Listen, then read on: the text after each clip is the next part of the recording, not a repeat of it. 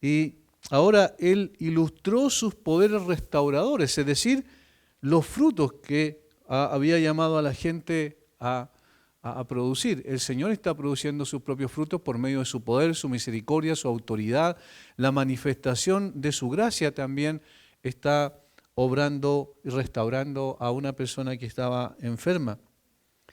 En Lucas 12, 54 al 59, Él había llamado a las personas hipócritas. ¿Recuerdan? Versículo 56, hipócritas, sabéis distinguir el aspecto del cielo y la tierra y cómo no distinguís este tiempo por la falta de comprensión, de discernimiento que tenían en términos de reconocerlo como el Mesías. Ahora en este texto Él dio una señal de que en efecto era el Mesías, una de las muchas que había dado y en lo sucesivo seguiría entregando, porque los milagros eran también las cartas credenciales del Señor Jesucristo. Eso es lo que estaba establecido en el Antiguo Testamento. Habían formas de reconocerlo y una de las formas de reconocerlo era que iba a obrar muchos milagros, es decir, el poder de Dios iba a estar en Él para producir sanidad en las personas, inclusive el poder sobre la muerte, como ya se ha indicado anteriormente.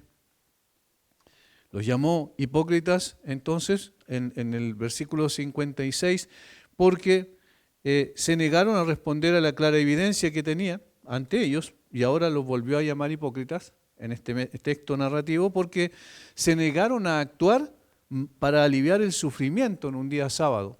Eso lo vamos a ver después en una forma más detallada, pero es interesante cómo hay una conexión temática en todo el argumento que presenta Lucas, porque de hecho este milagro no está en ninguno de los evangelios. Es exclusivo de Lucas, es decir, es parte del material que Lucas tiene y que es propio solamente de este evangelio. Y él lo presenta en este contexto para mostrar también que había mucha dureza en el corazón de las personas y que a pesar del llamado al arrepentimiento, esa gente iba a seguir teniendo el entendimiento entenebrecido. Y que era una representación gráfica de la falta de frutos que mostró en los versículos anteriores que Israel como nación también había tenido y iba a seguir manteniendo eso. Ahora, más allá de esta vinculación temática, observamos también que cada vez que Jesús hizo un milagro, como dije al principio, siempre vemos que hay lecciones importantes derivadas del mismo o de la reacción o la actitud de las personas que participaron en el milagro. Y yo quiero que hagamos eso en el día de hoy, precisamente que podamos ver varias cosas en relación a los que participaron del milagro, sus actitudes, sus reacciones que nos enseñan lecciones importantes en términos prácticos también a nosotros. Vamos a orar un momento para pedir la dirección del Señor. Padre, te damos gracias por darnos el privilegio, siempre lo decimos así porque es un privilegio el poder acercarnos a tu palabra, es un privilegio abrir las Escrituras, es un privilegio que tu Espíritu Santo nos conceda, Señor, la bendición de poder entender tu palabra y más aún aplicarla a nuestra vida. Danos de tu gracia, guíanos en esta hora y glorifícate por medio de tu palabra. Oramos en el nombre de Jesús. Amén. Veamos entonces lo primero, el versículo 10, que es el contexto o la ocasión en la cual se dio el milagro. La ocasión, fíjense, enseñaba Jesús en una sinagoga en el día de reposo. Así parte Lucas con la narración del milagro. Es interesante que el hilo conductor del pasaje no necesariamente es el milagro, sino está apuntando a una de las características esenciales del corazón de Jesús, que era la compasión. Sin embargo, todo lo que rodea el milagro es interesante respecto a dónde lo hizo. Por ejemplo, el versículo 10 presenta esa ocasión y en qué circunstancia el Señor realizó esa sanidad sobre esa mujer. ¿Qué estaba haciendo Jesús cuando obró el milagro? Estaba enseñando. Enseñaba a Jesús. Este verbo está como una especie de presente continuo, es decir, estaba haciendo lo que siempre hacía, en otras palabras. Enseñaba como siempre lo hacía. El Señor Jesucristo vino como un profeta a esta tierra también. Tenía estas tres cualidades. Recuerden que era digamos, el cumplimiento perfecto de los oficios del Antiguo Testamento de profeta, sacerdote y rey. Y como profeta debía venir a enseñar, era el profeta por excelencia. En los antiguos tiempos, es cierto, los tiempos pasados, Dios habló de muchas maneras a su pueblo por los profetas, pero en este tiempo nos ha hablado por el Hijo. El Hijo era el cumplimiento de todo lo que los profetas eran tipos en el Antiguo Testamento del Señor Jesucristo. Era un maestro por excelencia y su enseñanza tenía una profunda trascendencia porque no tenía que ver solo con dar información, sino que con producir un cambio y una transformación en el corazón de las personas. Eso estaba haciendo Jesús en ese momento. En segundo lugar, estaba en una sinagoga, porque Jesús enseñó también a la orilla del mar, desde una barca, recuerden, de muchas formas, en muchas partes distintas, pero ahora estaba en particular en una sinagoga. En una sinagoga. Y yo quiero un poco repasar lo que significa esto en términos de lo que era una de las instituciones importantes del primer siglo en el tiempo de Jesús en particular, pero que ya venía de un tiempo anterior, cuando los judíos fueron llevados cautivos en el 586 a.C., fueron llevados cautivos por los babilonios, las dos tribus del sur, y ellos en el cautiverio crearon este sistema porque no tenían templo, estaban lejos absolutamente de su tierra, estaban lejos del templo. Incluso el templo había sido también destruido por Nabucodonosor.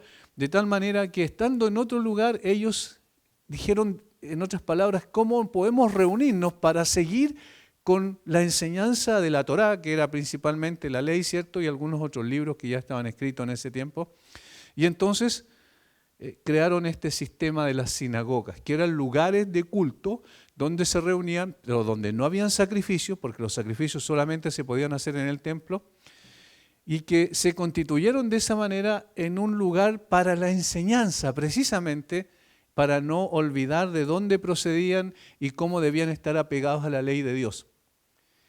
Y posteriormente entonces, cuando regresan del cautiverio en el 536 a.C., comenzaron a regresar, ellos establecen sinagogas al punto de que en Jerusalén había una cantidad enorme de sinagogas en ese tiempo, y en el resto también digamos, de la nación de Israel había muchas sinagogas que eran lugares principalmente de enseñanza, y era, por decirlo de alguna manera, era lo corriente, lo que hacían comúnmente. El templo era para otras cosas, el templo era para la presentación de los sacrificios, para la celebración de las grandes fiestas que tenían, de las 7 fiestas judías que mencionan las Escrituras y otras cosas más relacionadas con eso, pero la sinagoga era el lugar de enseñanza, para que más o menos tengamos claro a qué se estaba refiriendo.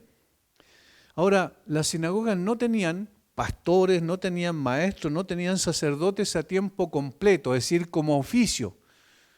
Eran lugares donde se enseñaba, pero el que enseñaba era cualquier persona, cualquier varón que estuviera allí presente, pero que tenía que tener la autorización del supervisor, que era el principal de la sinagoga. En los evangelios aparece más de alguna vez este concepto, el principal de la sinagoga, que era el administrador, por decirlo así, el supervisor, el que tenía el liderazgo en ese sentido en la sinagoga. Entonces, cuando una persona podía abrir, recuerden lo que Jesús hizo al principio de su ministerio, abría un rollo, el rollo de Isaías, lo leyó y después él mismo lo exhortó. Es decir, esa persona lo explicaba y lo exhortaba. No era el principal de la sinagoga el que lo hacía, sino uno de los varones que estaban allí, pero con la autorización del principal de la sinagoga.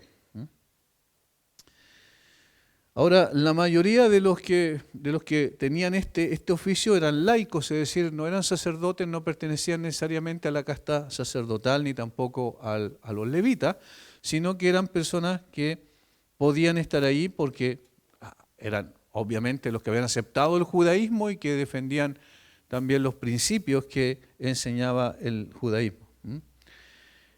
Esta palabra que va a utilizar más adelante en griego es archisunagogos, o principal de la sinagoga, en el versículo 14, y era el responsable, como dije, de dirigir el culto de oración y aprobar a los maestros. Él decía, tú sí, tú no, tú puedes, tú no puedes.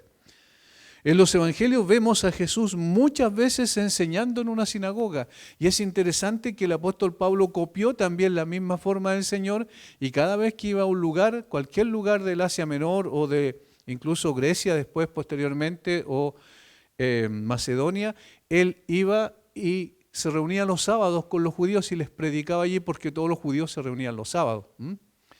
Es interesante, por ejemplo, que en Filipenses, el capítulo 16, donde se encuentra con las mujeres, no había sinagoga en ese lugar, porque las mujeres se reunían alrededor del río. ¿Recuerdan ahí donde Lidia fue llevada al conocimiento de Cristo por la predicación de Pablo? Allí no habían, entonces implicaba que no habían más de 10 judíos, porque tenían que era suficiente para constituir una sinagoga 10 judíos, 10 varones. Y ahí no había en ese digamos, ciudad, que era una colonia romana. Ahora, lo importante aquí es que era el lugar de enseñanza, que Jesús iba siempre a la sinagoga porque era el lugar donde se reunían los judíos permanentemente para aprender las Escrituras, y Jesús, como estaba cumpliendo su rol de profeta, entonces ¿dónde mejor podía ir? Donde encontraba a las personas que eran seguidoras del judaísmo, la religión principal en ese tiempo, por supuesto en ese lugar, y podía explicar las Escrituras tal como las Escrituras tenían no solo la letra, sino el espíritu correcto, para poder conducirlos en el camino recto y no a través de las interpretaciones o reinterpretaciones que ellos habían hecho y que habían finalmente desvirtuado la Escritura. Entonces el Señor Jesucristo iba a ese lugar porque era un lugar apropiado para ese propósito. Enseñaba entonces, ¿dónde? En la sinagoga. ¿Cuándo? En un día de reposo. Eso es fundamental para el relato. En un día de reposo. El día de reposo era uno de los más guardados, más celosamente guardados por el judaísmo tradicional. Como hemos dicho en otras ocasiones, ellos detallaron tanto el cumplimiento de las formas, ¿cierto?, del cumplimiento del día de reposo, que al final lo hicieron prácticamente imposible de cumplir. Y al mismo tiempo muy fácil de violar. Era extraño eso, porque tenían tantas reglas que era tan difícil de cumplir, pero habían subterfugios que ellos mismos habían creado para que fuese fácil pasar a llevar en realidad el cumplimiento, digamos, incumplir el día de reposo mandado por el Señor. De tal manera que este apunte de que era un día de reposo cobra mucha importancia en la reacción posteriormente que tiene el principal de la sinagoga en el relato del milagro. ¿A qué podemos hoy día nosotros entender como una sinagoga? Los templos que nosotros le llamamos templos, que no son templos propiamente tal, sino son lugares donde nos reunimos para principalmente hacer lo que estamos haciendo ahora, para la enseñanza, para poder introducirnos más en la palabra del Señor y ser enseñados por el Señor a través de lo que Él ya ha revelado en su palabra. De tal manera que hoy, evidentemente, el lugar donde hacemos todo esto que hacían en ese lugar era precisamente, o es precisamente lo que llamamos nosotros templo. Yo digo y aclaro que no es el templo lo que nosotros tenemos, porque el templo estaba en Jerusalén, el único templo que ha existido, donde la presencia de Dios estaba allí a través del arca del pacto, ¿cierto? A través de la figura del arca del pacto, en el lugar santísimo. Pero luego, después, más adelante, recuerden que el mismo evangelista Juan dice en Juan capítulo 1 que el Señor tabernaculizó entre nosotros. Y ahí está hablando de que el Señor hizo su templo, o sea que en el fondo el templo ya no era un lugar físico netamente, sino el mismo Señor Jesucristo. Porque Dios estaba presente en la persona de su Hijo de una manera singular y personal. Posteriormente, más adelante, el Señor promete que el Espíritu que está entre ellos estaría en ellos, en los creyentes, y más adelante el apóstol Pablo lo aplica ¿a quién? A todo creyente que es templo del Espíritu Santo. Por lo tanto, en ese sentido físico, el templo hoy no existe. Lo que tenemos son lugares de reunión. que nosotros llamamos templo, pero no en el sentido bíblico necesariamente, ¿ya?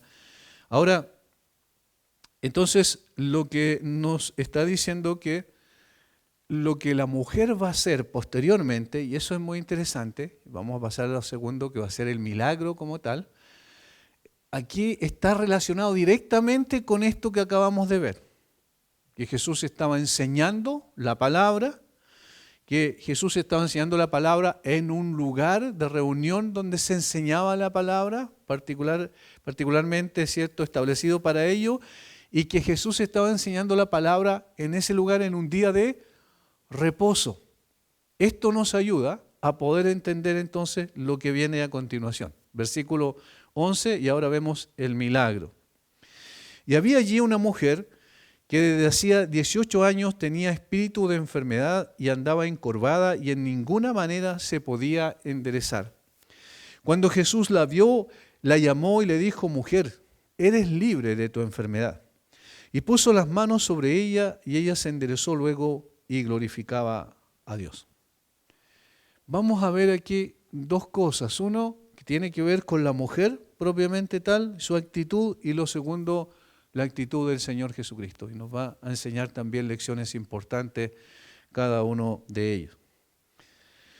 Noten que mientras Jesús enseñaba, notó que había una mujer que sufría una grave enfermedad. Eso es lo que menciona el versículo 11. Y había allí una mujer, desde hacía 18 años tenía espíritu de enfermedad. Cuando Jesús la vio, algunos comentaristas dicen que la mujer no estaba allí, sino que estaba entrando y por eso Jesús la vio fácilmente. Pero la verdad es que no podemos saber si fue así o no. Probablemente la mujer ya estaba allí en ese lugar, que Jesús se percató de ella en un momento determinado porque tenía un propósito y un objetivo por el cual puso su mirada en la mujer, que estaba más allá también de darle alivio de su aflicción, de su enfermedad, pero que también tenía ese propósito. Sus ojos se posaron en esa mujer triste y su condición deplorable en la cual se encontraba. Lucas es descriptivo porque recuerden que cuál era su oficio, su profesión, era médico. Entonces describe con más detalle lo que pasaba. Había ya una mujer que de hacía 18 años tenía espíritu de enfermedad y andaba encorvada y en ninguna manera se podía enderezar. No sabemos cuál era la enfermedad que tenía, pero esta mujer estaba en precarias condiciones. Sin embargo, y aquí es donde hay varias cosas que tenemos que ver, pero hay un hilo conductor y tiene que ver con la actitud de la mujer. Yo no quiero que todo lo que vamos a decir también, enseñando el párrafo como debe ser, desvirtúe este hilo conductor, que tiene que ver con la actitud de la mujer. Pero entre tanto, explicamos que la enfermedad era producida por un espíritu demoníaco, lo cual no era digamos, normal que sucediera, porque muchas veces nos enfermamos por razones de nuestro cuerpo no está funcionando bien, o porque lo hemos descuidado en una u otra forma, o porque simplemente la enfermedad nos pilló debilitados, ¿cierto? Una cantidad de posibilidades por las cuales llegamos a tener una enfermedad. Pero en este caso particular, esta mujer tenía una enfermedad que había sido producida por un espíritu maligno. Había allí una mujer que de hacía 18 años tenía espíritu de enfermedad. O sea, el espíritu había producido la enfermedad. Eso es lo que está diciendo. Tenemos el caso del Antiguo Testamento del patriarca Job, ¿cierto? Dios permitió que Job tuviese, o que el Satanás en este caso, produjera una enfermedad en Job. De tal manera que bajo la autorización del Señor, un demonio puede producir una enfermedad, y esto es lo que aparece aquí. Hay dos visiones extremas y equivocadas cuando se habla de los demonios, ¿cierto? Y la acción de los demonios. Una es ignorarlo completamente y otra es colocarlo en el centro de todas las cosas. Entonces, esas son dos extremos peligrosos que no deben ser, pero la realidad demoníaca es así, la Biblia lo describe claramente, y cuando más se manifiesta es cuando más hay expresiones de piedad más evidentes. Por ejemplo, en este caso, la presencia del mismo Hijo de Dios estaba allí. De tal manera que sí había presencia demoníaca y esta mujer había sido afectada por esta enfermedad durante 18 años. Imagínense lo que significa estar enfermo de esa manera como lo estaba. Esta mujer estaba encorvada constantemente, no podía levantarse, dice Lucas, para hacer una descripción más detallada. Sin embargo, hay dos cosas que no aparecen aquí, pero que también eran complejas para la mujer y que eran estigmas también. Es decir, además de la situación física compleja, habían dos estigmas que tenían que ver con lo ceremonial o con lo espiritual y con lo social. Lo primero, desde el punto de vista, digamos, espiritual, recuerden cuál era la concepción que tenía la gente de su tiempo de la enfermedad o cualquier calamidad que una persona pasara. Capítulo 13, versículo 1. En este mismo tiempo estaban allí algunos que le contaban acerca de los galileos cuya sangre Pilato había mezclado con los sacrificios de ellos. ¿Recuerdan que le estaban contando eso? Porque ellos consideraban que habían pecado y que lo que estaban recibiendo, lo que recibieron, ¿cierto?, en compensación, por decirlo así, o en retribución, era producto de su pecado y el Señor los castigó duramente y por eso Pilato pudo hacer eso con ellos al matarlos. Y por eso el Señor les dice: ¿pensáis que estos galileos, porque padecieron tales cosas, eran más pecadores que todos los galileos? ¿Cuál es el principio que tenían en cuanto a su concepción de las catástrofes? Que toda catástrofe era un castigo de Dios por los pecados de las personas. Entonces, cuando vieron a esta mujer, ¿cuál sería su visión? Es decir, ¿cómo lo interpretaron? De seguro lo interpretaron de acuerdo a este principio. Esta mujer pecó y Dios la está castigando con esa enfermedad. Ese era uno de los estigmas que la mujer tenía que llevar. Por lo tanto, había desprecio desde esa perspectiva con la mujer. Y el segundo estigma era que era mujer. Y en ese tiempo la mujer no tenía ningún papel de importancia, sino absolutamente secundario en la sociedad en Israel. De tal forma que su problema físico ya la agobiaba, el problema del desprecio de los demás porque se consideraban mejor que ella, porque ella estaba en esa condición y estaba bajo el castigo de Dios por su pecado, y el estigma social respecto a la manera en que la veían como una mujer, como una persona de segunda categoría. Estas tres cosas habían en la mujer. Pensemos un poquito. Cuando una situación se da así, ¿qué es lo que tendería a ser una persona? ¿Salir al público o quedarse encerrada? Lo más probable es que encerrarse para no recibir el desprecio de la gente, como en estas tres formas, en dos formas, ¿cierto?, que son la primera expresión física y las otras social y de la perspectiva religiosa, como la percibían. Ahora, aquí está la lección que nos presenta esta mujer. Esta mujer fue a la sinagoga, es decir, salió de su casa, fue a ese lugar, a escuchar la palabra. Ella entendía que tenía una necesidad, además de la necesidad física, tenía una necesidad espiritual y quiere ser enseñada. Aunque estaba bajo esta enfermedad físicamente incapacitante y estos dos estigmas sociales por los cuales era despreciada, sin embargo fue a la sinagoga en el día de reposo a escuchar la palabra de Dios. Y esto contextualmente, ¿por qué expliqué todo lo anterior? Porque aquí resalta con colores propios su actitud. Ahora, fíjense una cosa, ni siquiera le pidió a Jesús que la sanara, como en otros casos. O sea, ella iba no por eso a la sinagoga, no por un interés propio para salir de ese problema del cual se encontraba, sino con un interés espiritual. Fue a escuchar la palabra de Dios. Podía excusarse fácilmente, pero ella era una persona que se concebía a sí misma como necesitada de ser enseñada, guiada por la palabra del Señor. Esta es una tremenda lección. La enfermedad no era una excusa para ella para no asistir al lugar donde se enseñaba la palabra. A pesar del sufrimiento, a pesar de la enfermedad, encontró su camino hacia el lugar donde se honraba el día y la palabra del Señor, y donde se reunía el pueblo para adorar y ser guiado por las Escrituras. Es una lección muy grande. Si nosotros lo pensamos en la actualidad, nos está diciendo cuáles son las excusas que podemos presentar para no reunirnos y congregarnos donde se enseña la palabra de Dios. ¿Habrá alguna cosa más fuerte que esto? Que una persona que estaba incapacitada de esa manera, con dolores probablemente muy complejos, porque cuando se está en una posición así, cuando una persona tiene un problema a la espalda, por ejemplo, así de circunstancial, ya es complejo. Imagínense en el caso de ella, y por 18 años estaba así. ¿No es verdad que la conducta de esta mujer bien puede avergonzarnos a nosotros como cristianos muchas veces? Especialmente quienes están fuertes y saludables, que no tienen ningún tipo de dificultad. ¿Cuántos en pleno goce del vigor corporal permiten que las más frívolas excusas aparezcan en el camino muchas veces?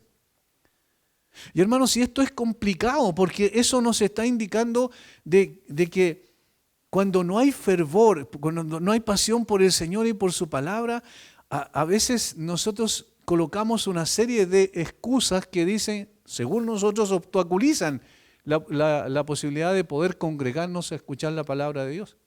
Pero esta mujer tenía mucho más excusas que la que nosotros podríamos dar, sin embargo, ninguna de ellas fue suficiente para alejarla del lugar donde se enseñaba la palabra. ¿Cuántos pasan constantemente todo el domingo en la ociosidad y en la búsqueda de placeres en los negocios, en cualquier parte, y dejan de lado su principal deber? ¿Cuál es? Santificar el día de reposo. Es decir, apartarlo exclusivamente para la adoración al Señor. Esto es algo que es una especie de, ¿cómo podríamos decir? Como un parámetro para evaluar nuestra vida muchas veces. Algunas personas dicen, no, pero es mucho fanatismo, por ejemplo, ir el domingo, además de ir otro día en la semana, es mucho fanatismo. No es fanatismo, es cristianismo. Es la búsqueda, el deseo, el anhelo por ser enseñado junto con otros hermanos. El anhelo de poder adorar al Señor, porque también adoramos al Señor cuando somos enseñados por la palabra. Estamos en el lugar que debemos estar. El salmista, Asaf, si mal no recuerdo, en el Salmo 84 dice cosas tremendas al considerar la importancia superlativa de poder estar con otros en la casa de Dios. Dice en el versículo 1 del Salmo 84, cuán amables son tus moradas, oh Jehová de los ejércitos.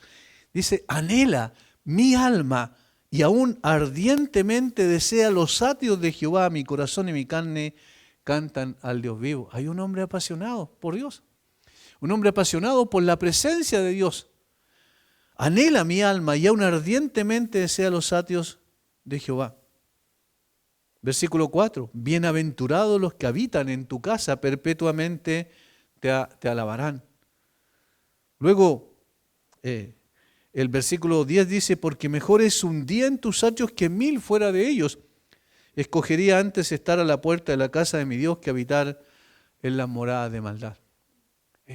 Ese anhelo se manifiesta con acciones concretas. No solo un deseo, no solo es un sentimiento, sino que es una acción. Y esta mujer hizo precisamente eso. No sabemos el nombre de esta mujer, pero es un ejemplo para nosotros. La Biblia, el Señor determinó que no conociéramos su nombre, pero sí su actitud, su acción, que nos enseña una gran lección. Es decir, hay un deseo, un anhelo en nuestro corazón, y esto es para evaluarnos, no necesariamente es una situación para acusarnos mutuamente, ¿cierto? Decir, mira, tal persona que no viene, no, es para evaluarnos a nosotros mismos. Ahora, ¿con qué actitud también venimos? Porque puede ser que algunos vengan, pero con una actitud totalmente, digamos que está desconectada. La persona puede estar aquí físicamente, pero no está espiritualmente.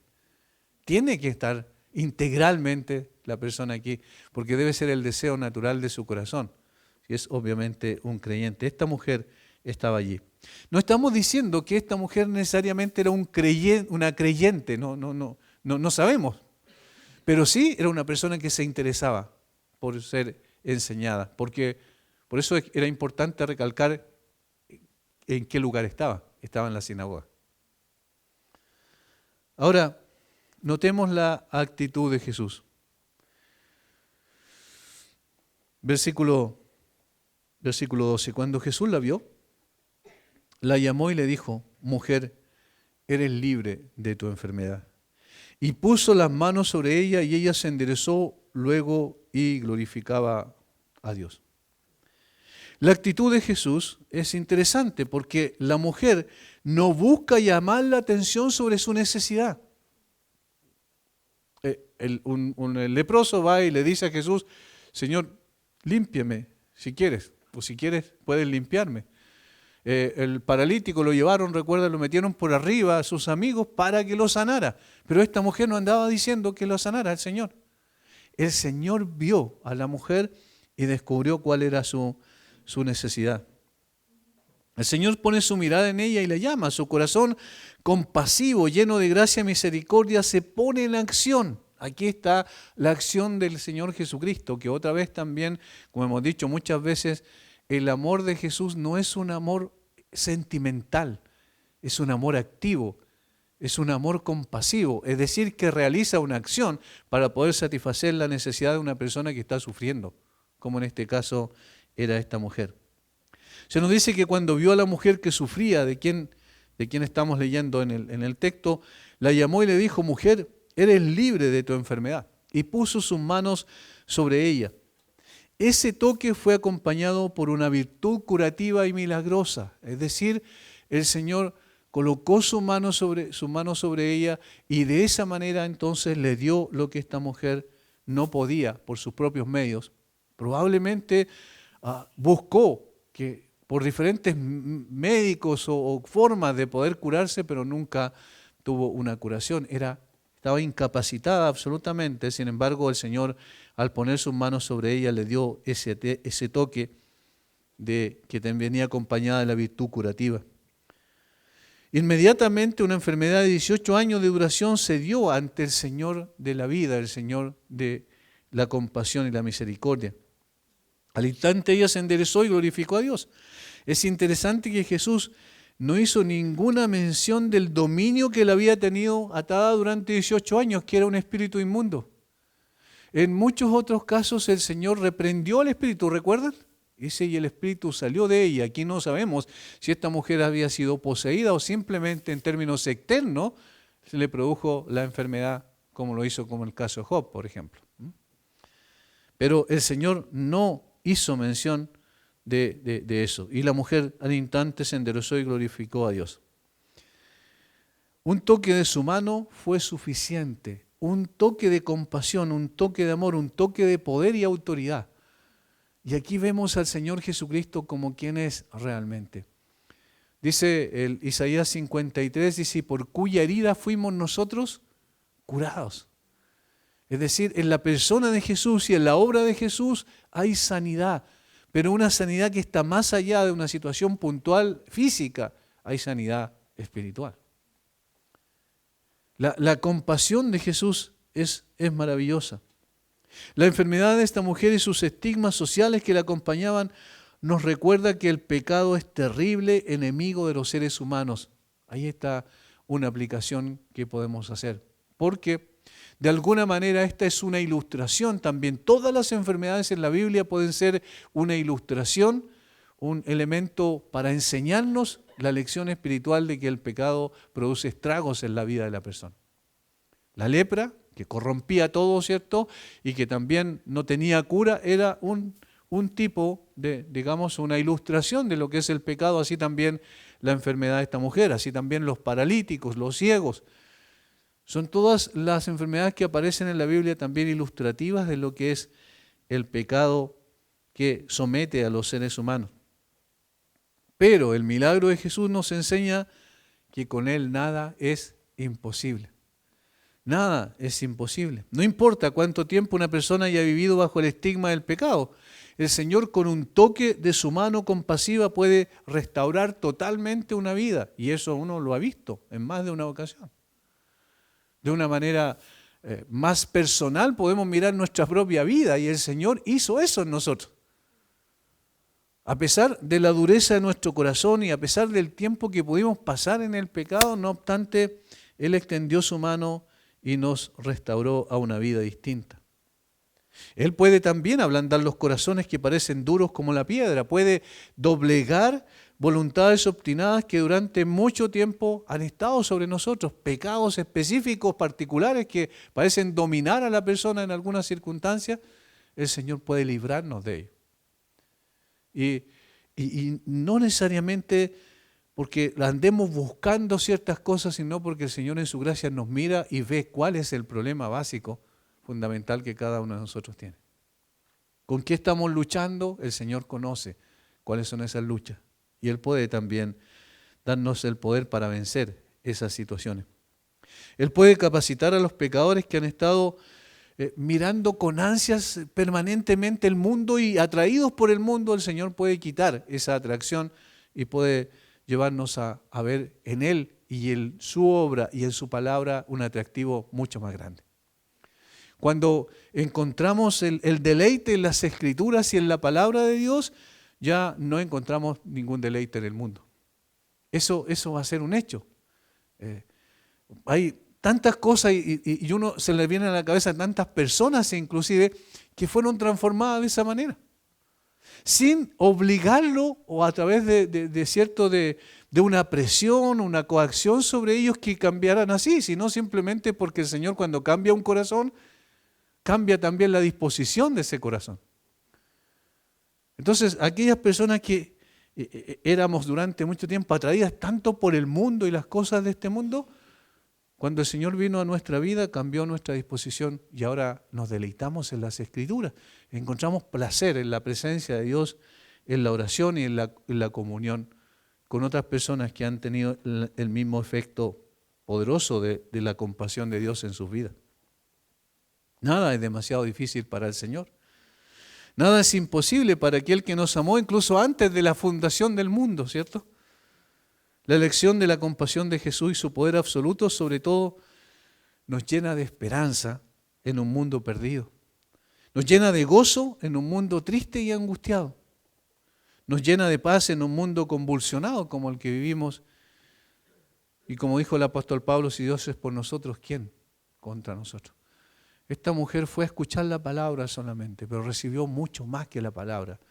Recibió la sanidad completa y varios de sus estigmas se terminaron para siempre. Ahora,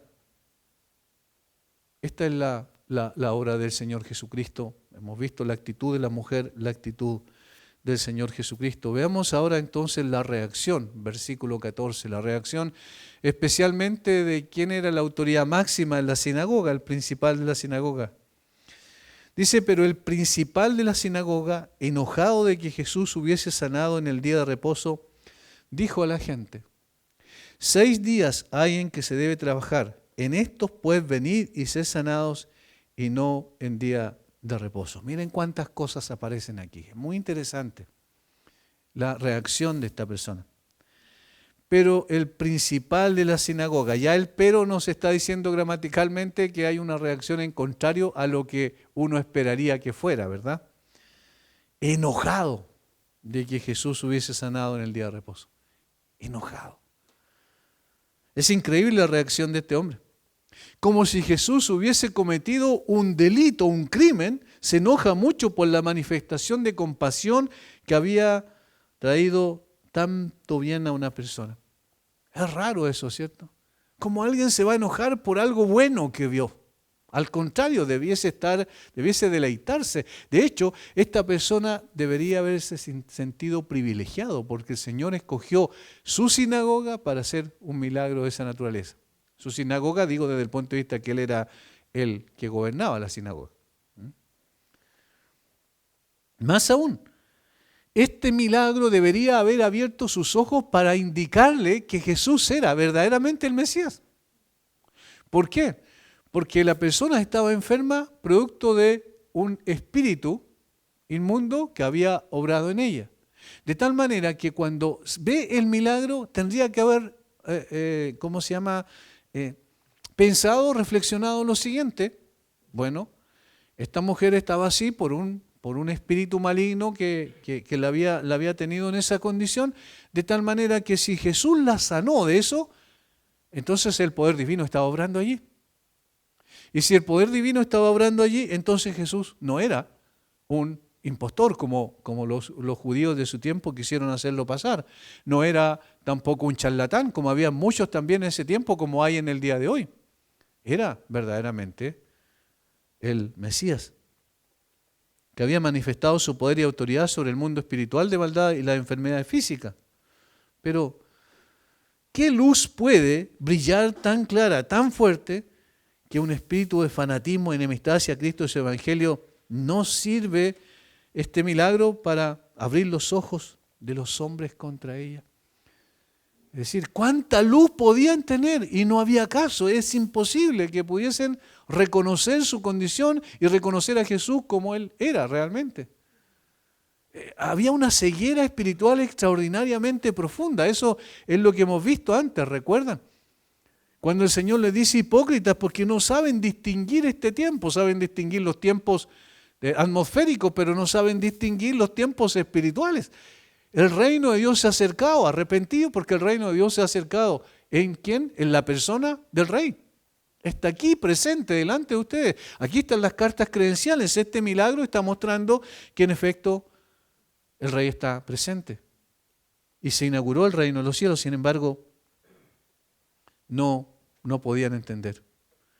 Nunca se hizo tal honor a la sinagoga de la que él era gobernante como Cristo lo había hecho, y sin embargo se indignó por ello. En lugar de haber glorificado a Dios por lo que había pasado, por un acto de compasión, de misericordia sobre una persona enferma, en realidad se enojó. La palabra enojado en el original describe un intenso desagrado, es decir, estaba con mucha rabia en su corazón. De hecho, también este hombre demostró otra cosa, demostró además de ceguera espiritual, cobardía. Noten cómo y a quiénes se dirige, versículo 14. Pero el principal de la sinagoga, enojado de que Jesús hubiese sanado en el día de reposo, dijo a la gente, ¿qué tenía que ver la gente? ¿Quién había sanado? Jesús. ¿Quién había, supuestamente, según su concepción errada y retorcida, el día de reposo? Jesús. ¿Y entonces por qué se dirige a la gente? ¿Ven? Es cobarde. O sea, también manifiesta su cobardía. Y lo que quiere hacer es, no quiere confrontar directamente a Jesús y se dirige a la gente, pero las palabras eran contra el Señor sin duda. Y reta a la gente. Y le dice, hay 6 días hay en que se debe trabajar. En estos pues venid y sed sanados, sino en el día de reposo. Noten hacia dónde está apuntando. Quiere indirectamente decirle a Jesús, ¿cómo puede ser que tú sanes en un día de reposo? Evidentemente el problema de este hombre es mucho más profundo del que podemos apreciar a simple vista. Noten cómo desprecia la sanidad del Señor y la considera como cosa común. ¿Sabe dónde se nota al final? Fíjense en el texto. En 6 días hay que se debe trabajar. En estos días puedes venir y ser sanados. ¿En serio? ¿Sanaban los 6 días de la semana? ¿Las sanidades eran normales, eran comunes? No, en absoluto. Era una sanidad extraordinaria. 18 años había estado esta mujer enferma. Entonces era una actividad sobrenatural única. Y este hombre dice, bueno, vengan otros días y van a ser sanados. Es ridículo. Es totalmente absurdo la expresión de este hombre. Desprecia la sanidad del Señor y la considera como cosa común. ¿Era algo común que alguien fuera sanado de una enfermedad que había esclavizado a esa persona por 18 años? No, no era común. Superficializa totalmente lo que ocurrió. Es decir, expresa cobardía en su actitud, enojo, Y además de eso, superficializa, desnaturaliza lo que era obviamente la obra del Señor. Y en cuarto lugar, reinterpreta, tergiversa el mandamiento. Tergiversa el mandamiento porque lo reinterpreta más allá de su intención original o de cualquier interpretación justa que pudiera atribuirse a ella. Al hacer que sanar o ser sanado con un toque de la mano o hablar una palabra sea esa obra que está prohibida en el día de reposo. Nunca estuvo prohibido en el día de reposo hacer bien. Es totalmente absurda la actitud de él. Dice que lo más le enojó que fuera en un día de reposo, pero en el fondo lo que le enojó es que Jesús hiciera eso. No el hecho del día de reposo, sino que lo coloca como un argumento a reinterpretar y tergiversar la ley, la palabra de Dios, para su propio provecho simplemente. Esta reacción nos enseña que la razón por la cual la gente no quiere creer y busca argumentos para no creer, precisamente para rechazar al Señor, no es porque no tenga evidencia, sino simplemente porque han endurecido sus corazones. Porque prefieren permanecer en la oscuridad espiritual. Es decir, han tomado una decisión, una posición firme y dicen, yo no voy a creer. Y entonces utilizan todos los argumentos habidos y por haber, incluso a veces toman argumentos bíblicos fuera de contexto para tratar de refutar el Evangelio, para no someterse, para no humillarse y arrepentirse. ¿Qué es lo que el Señor quería? Que el hombre se arrepintiera. Pero no fue eso la actitud que Él expresa con su enojo. Ni siquiera los milagros son suficientes para quebrar la resistencia natural del corazón humano. Ni siquiera una gran catástrofe. ¿Cuántas veces uno dice, me acuerdo cuando hubo el terremoto, el último terremoto más grande que hubo en Chile, ¿recuerdan? Cuando ocurrió ese terremoto, las personas, incluso a veces la oración de los creyentes, bueno, Señor, que esto sea digamos, sea usado por ti para que la gente pueda creer en ti. La gente no cree. Es decir, ni las cosas más catastróficas pueden levantar su mirada al cielo. Ni siquiera los milagros producidos incluso en el contexto de una familia producen un cambio en el corazón del resto de la familia. Yo he visto a personas que por las oraciones de los creyentes Dios ha hecho un milagro, pero las personas no reaccionan. No reacciona. ¿Qué nos enseña esto? Que solamente el poder del Espíritu puede cambiar el corazón de alguien. No las circunstancias, no los milagros que son evidentes, ni incluso no una exposición apologética de defensa de la fe donde se derriban los argumentos, tampoco. No, eso no produce cambio en el corazón de la persona, solamente el Espíritu de Dios puede hacer eso. Aquí, en este caso, era evidente la obra de Dios, era evidente que el poder de Dios se estaba manifestando, pero ellos quisieron rechazarlo. Esto era propio del judaísmo tradicional. Ellos aborrecían todo lo que fuera, lo que tuviese que ver con el Señor Jesucristo. Se negó a doblar sus rodillas en arrepentimiento y fe. Y esto mostró que lo que acababa de enseñar Jesús en el párrafo anterior respecto a la falta de fruto de Israel era una realidad. Aquí está la evidencia, claramente. Ahora, cuando una persona recibe el Evangelio, cuando una persona cree en Jesús, estamos en presencia del milagro más grande. Y ese milagro es irrefutable. Y ese milagro no solo es irrefutable desde la perspectiva de que no se puede argumentar en contra, sino que es irrefutable y vamos a decir que es imposible de resistir. Porque esa persona llegó al conocimiento de la verdad.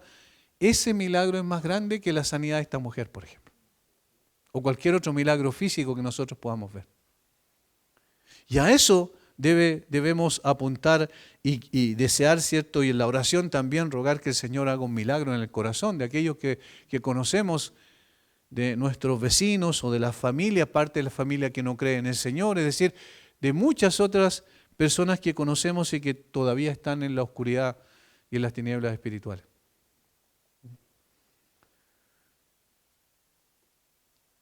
En cuarto lugar, vemos la réplica de Jesús a la reacción de este hombre, por supuesto, versículos 15 al 16. Vamos a ir rápido aquí porque nos queda poco tiempo. Entonces, el Señor le respondió y dijo: hipócrita, cada uno de vosotros no desata en el día de reposo su buey o su asno del pesebre y lo lleva a beber, y a esta hija de Abraham, que Satanás había atado 18 años, ¿no se le debía desatar de esta ligadura en el día de reposo?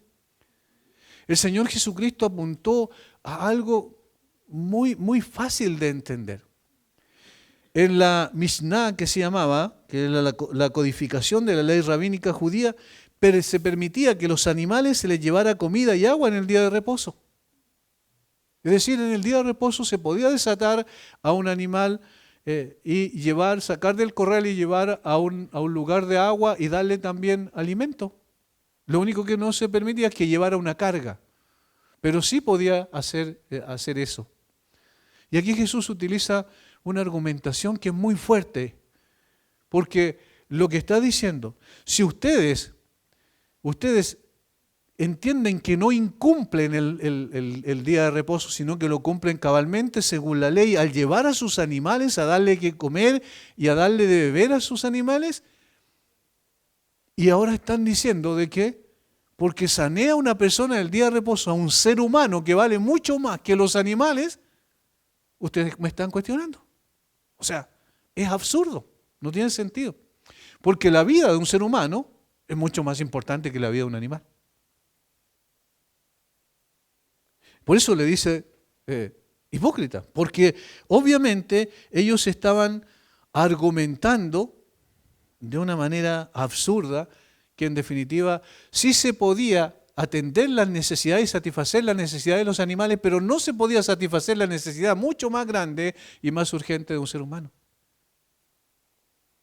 Y Jesús le está demostrando primero que no está violando el sábado, sino que está manifestando un acto de misericordia y compasión sobre una persona. ¿Acaso ustedes son capaces de darle satisfacción a sus animales y no son capaces de satisfacer una necesidad tan importante de un ser humano? Más aún le dice, hija de Abraham, ¿sabe? Eso recalca mucho más el argumento, porque le está diciendo, es una de sus hermanas de sangre. Ustedes son muy orgullosos de que son hijos de Abraham. Bueno, ella también lo es. ¿No van a atender una necesidad de ella? Que es increíble cómo una persona se puede cegar tanto como en este caso esta persona. ¿Acaso se le debe mostrar compasión al buey y al asno en el día de reposo y se le debe otorgar tanto tiempo a satisfacer sus necesidades cada sábado y no se puede tocar con una mano, ni siquiera ese es un trabajo, tocar con una mano a una persona para darle restauración a una enfermedad que la tenía atada durante 18 años? Eso es fuerte. Ella es una hija de Abraham. ¿Cómo puede ser que ustedes respondan de esa manera? Otra vez, Jesús deja sin argumento a la persona en cuestión y en la réplica que hace le dice cuál es el principio más grande que subyace a todo. ¿Cuál es? Hacer bien a las personas. ¿Saben, hermano? Esto nos enseña mucho a tener cuidado en ponerle atención en las formas, en las reglas y en los rituales por sobre el bienestar de las personas. A veces somos tan legalistas en algunas cosas y resulta que nos olvidamos de algo mucho más grande que tiene que ver con la compasión y la consideración por las personas. A veces el ritual nos lleva a cerrar nuestros ojos o nuestros oídos ante la necesidad de las personas. Y como el Señor dijo, el sábado fue hecho para beneficio del hombre, ¿cierto? No el hombre para beneficio del sábado. En otras palabras, no lo dijo con esas palabras, estoy parafraseando, pero en otras palabras es más importante satisfacer la necesidad de una persona que cualquier otra cosa que pongamos en su lugar. Finalmente, versículo 17, el resultado. ¿Cuál fue el resultado de esta de este milagro, de lo que hizo el Señor Jesucristo, de su réplica. Dice que hubieron dos tipos de personas ahí en el versículo 17. Al decir Él estas cosas, se avergonzaban todos sus adversarios, es decir, los que estaban en la misma posición del jefe de la sinagoga. Se avergonzaban. Y esta forma de expresión es muy interesante porque indica que los legalistas, los que compartían los mismos principios que el principal de la sinagoga, no tuvieron argumento y se sintieron avergonzados públicamente, debido a que su hipocresía legalista quedó al descubierto con el argumento de Jesús, quedaron en evidencia como falsos creyentes. Sin embargo, dice que se avergonzaron, pero no se humillaron y arrepintieron de aquello. Más bien, se enojaron porque no podían rebatir el argumento. No fue una vergüenza que obró arrepentimiento, sino más bien indignación, enojo. Pero el segundo grupo, todo el pueblo, que tenía un mejor sentido de las cosas y juzgaba más imparcialmente que su gobernante, se regocijaba por todas las cosas gloriosas que él había hecho, pero todo el pueblo se regocijaba por todas las cosas gloriosas hechas por él. O sea, otro grupo reaccionó de una manera distinta. Ahora, no dice aquí el texto que esos grupos que reaccionó de una manera distinta se convirtieron al Señor, no dice eso, pero sí pudieron evaluar la evidencia de una forma más sincera. Cuando se expone el Evangelio siempre van a haber estas dos reacciones. La mayoría, lamentablemente, va a rechazar el Evangelio y se va a enojar. Si se explica y se expone el Evangelio tal como la Biblia lo presenta, se van a enojar. No van a ser indiferentes. Ahora, si el Evangelio se diluye, probablemente no se enojen. Eso pasa muchas veces porque no se les presenta el Evangelio tal como es. No se les explica su condición deplorable y su camino al infierno en el cual se encuentra. Y por eso la gente no se enoja.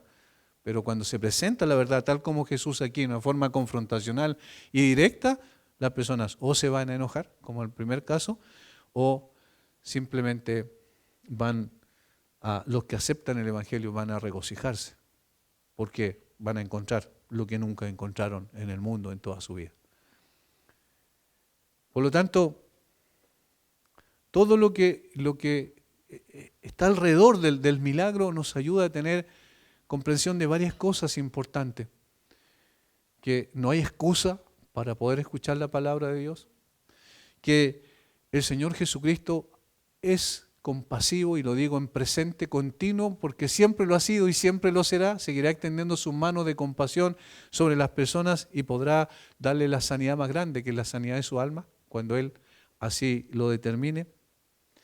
Tercero, que la actitud de la persona, la actitud de las personas de rechazo no tienen ningún tipo de excusa tampoco, porque la evidencia está presente delante de sus ojos. Cuarto, que vale mucho más el satisfacer una necesidad de una persona que cumplir un ritual. Y quinto, que siempre va a producir división la predicación del Evangelio. Los que lo aceptan y los que lo rechazan van a estar divididos, siempre. Eso es lo que ocurrió allí y el Señor ya lo había dicho antes, ¿recuerdan? En el versículo 51 del capítulo 12. Vamos a orar. Padre, gracias por tu palabra, gracias por darnos también un poco más de comprensión de cosas tan importantes, Señor, que son tan trascendentes para nuestra vida, para nuestra alma. Por mostrarnos a Jesús otra vez en la dimensión preciosa de un Señor lleno de compasión y misericordia y amor por los perdidos también. Danos esa compasión y esa disposición también de ánimo y transforma nuestra manera de vivir, Señor, para que podamos ser personas que te honremos a través de lo que somos y hacemos cada día. Bendice a mis hermanos. En el nombre de Jesús. Amén.